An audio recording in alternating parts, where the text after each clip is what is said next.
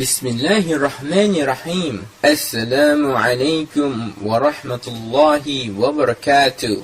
Episode 3. Kaaba under attack. One day, Abraha, the governor of Yemen, decided to build a gigantic church.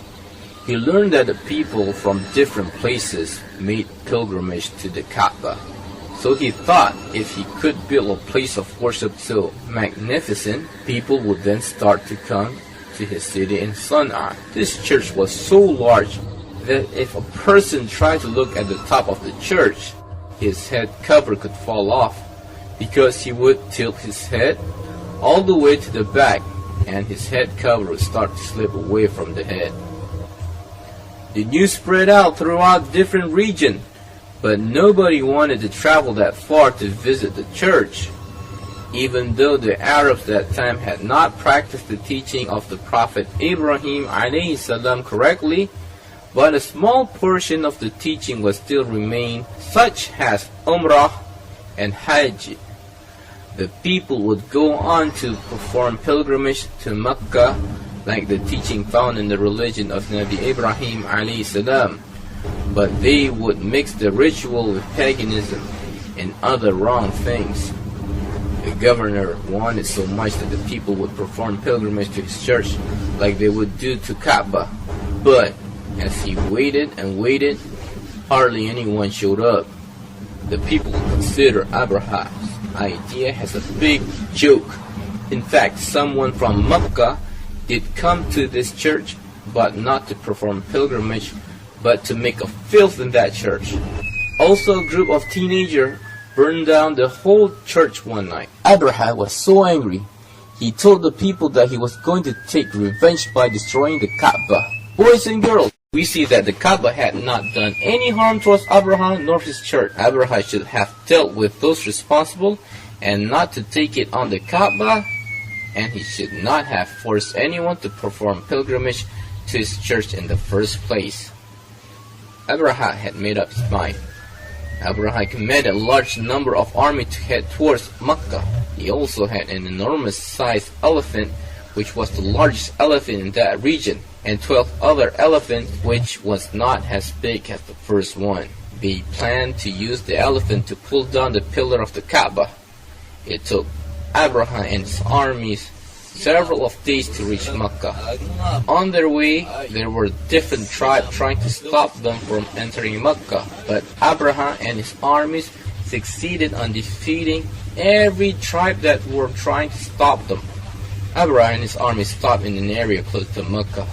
They camped out in that area. He then commanded his army to capture and snatch the flocks of the people living in Mecca. So part of the army stayed with Abraha in an area close to Mecca. The army came back to the camp with a number of flocks, including camels owned by Abdul Mutalib. Abraha was indeed pleased with his army. Then he decided to send one of his men to talk to the chief of Mecca. The people directed the men of Abraha to Abdul Mutalib, the chief of Mecca. He delivered Abraha's message to Abdul Mutalib. Then Abdul Mutalib told the man, "I swear by Allah, we have no intention to fight Abraha and his army. This Kaaba is Allah's house. If Allah wants to prevent your leader from destroying the house, he will do so." This man then invited Abdul Mutalib to meet Abraha in person. So he did. When Abraha saw the chieftain of Mecca coming, he had a deep respect for the chief. Abdul Mutalib was a big, good-looking man. Abraha and Abdul Mutalib need a translator to translate their conversation.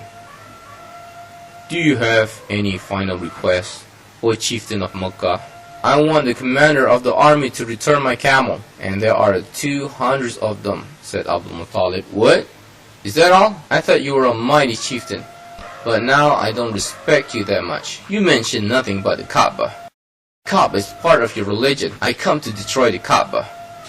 Abdul Mutalib responded, "As for the camel, I'm the owner. As for the Kaaba, Allah is the owner. Allah will protect his house." "Well then, I'm going to have to destroy the house," said Abraha arrogantly. Abdul Mutalib responded him by saying, "Well then, try." if you can. After the meeting, the chieftain of Mecca commanded the people to leave Mecca and go to the mountain. Seek yourself, go to the mountain. Seek yourself, go to the mountain. Abdul Mutalib then entered upon Amina's house. As for Amina was still sad due to the news regarding the death of her husband. Abdul Mutalib told her to leave the house, but she refused to do so. So she stayed in her bed while the people of Mecca went to the mountain. The people was besieging Allah. They begged Allah for protection and victory. Boys and girls, what does this mean? This means that the people of Mecca know Allah. Allah the Lord of the Kaaba. Allah is the creator. But the problem is that the people of Mecca also take idol and dead people as their object of worship. This is why they are called mushrikun, the pagan or the polytheist. Is the one who worship Allah and other things as well. In the time of hardship and distress, they worship Allah only, but in normal condition or in the time of happiness, they worship different things. When they need help, they ask Allah, but when they are joyful, they thank the false god. Isn't this wrong? When it was sunrise, Abraha began to lead his army to the city of Mecca.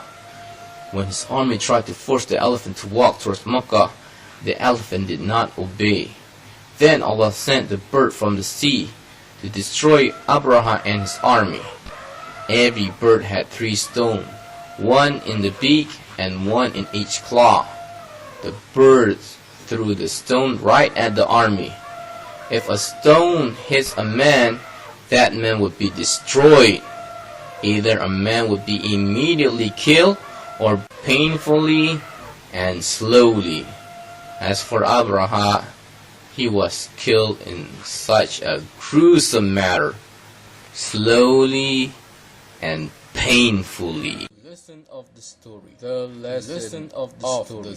The lesson of the story. The lesson of the story. The lesson of the story. The lesson of the story. The lesson of the story. Lesson of the story. The lesson of the story. The lesson of the story. The lesson of the story. Lesson of the story. The lesson of Question time. Question time. Question time. Question time. Question time.